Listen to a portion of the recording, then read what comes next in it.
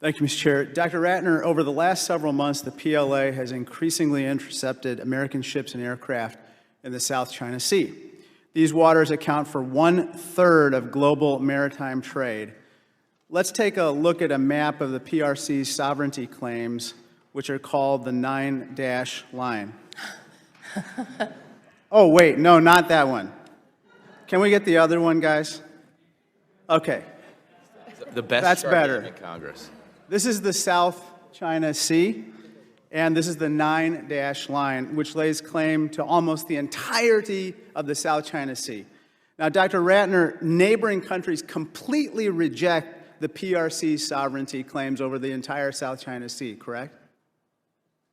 That's correct. Not only the countries on the periphery, but the United Nations Arbitral Tribunal has also ruled that the PRC's claims are illegal under international law. And not only that, but the PRC called this ruling that you referred to, quote unquote, null and void, right? That's correct. Let's see the impact of the PRC's view of international law.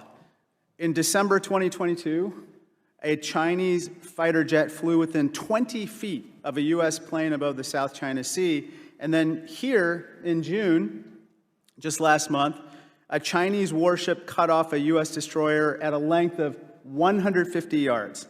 Isn't that right? That's correct. It appears to me that the CCP believes that these dangerous maneuvers will somehow deter us from exercising our freedom of navigation. But isn't it fair to say that their dangerous actions will have no such impact? Absolutely, Congressman. We have said again and again, publicly and privately to the PRC, that their actions will not deter us and that we will continue to operate, fly, sail, and operate wherever international law allows. Thank you. Let me turn to another topic that comes up all the time with my constituents, which is cyber hacking. I think all of us in this room have been hacked to some degree.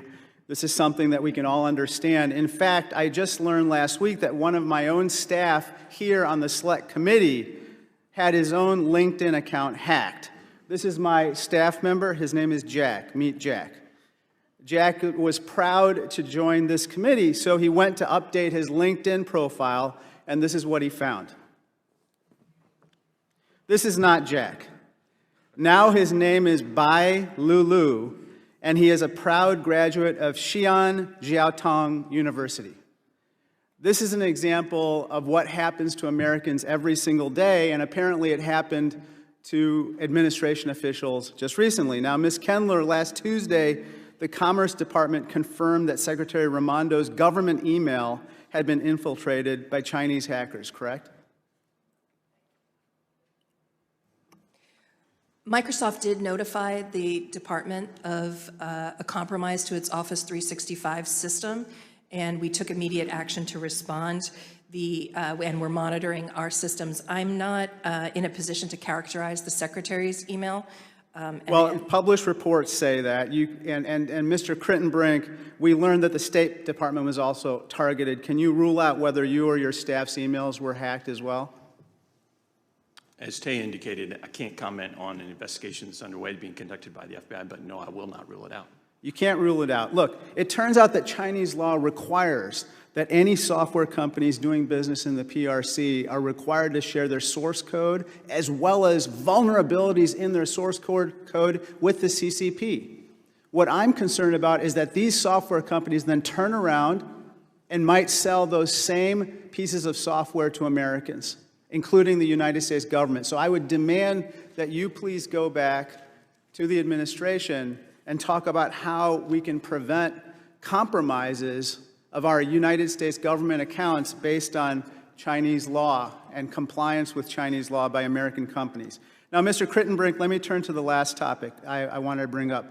Last month, Secretary Blinken said that, quote, the understanding that any differences regarding Taiwan will be resolved peacefully is foundational to how we understand our relationship with the PRC.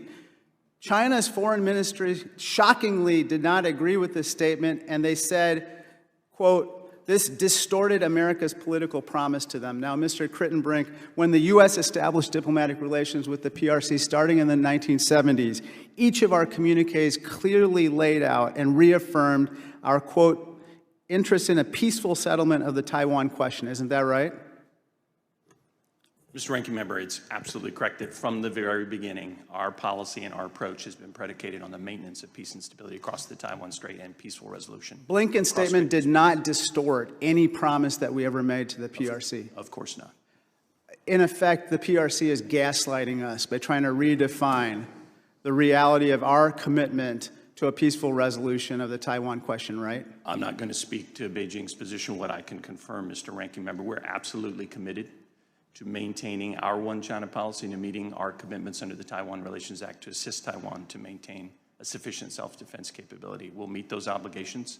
There hasn't been any change to our one China policy over the last 40 years, and that approach has been fundamental to maintaining peace and stability. If there's a threat to changing the status quo and to undermining that peace and stability, it's the PRC's increasingly aggressive and coercive measures taken against Taiwan. Thank you.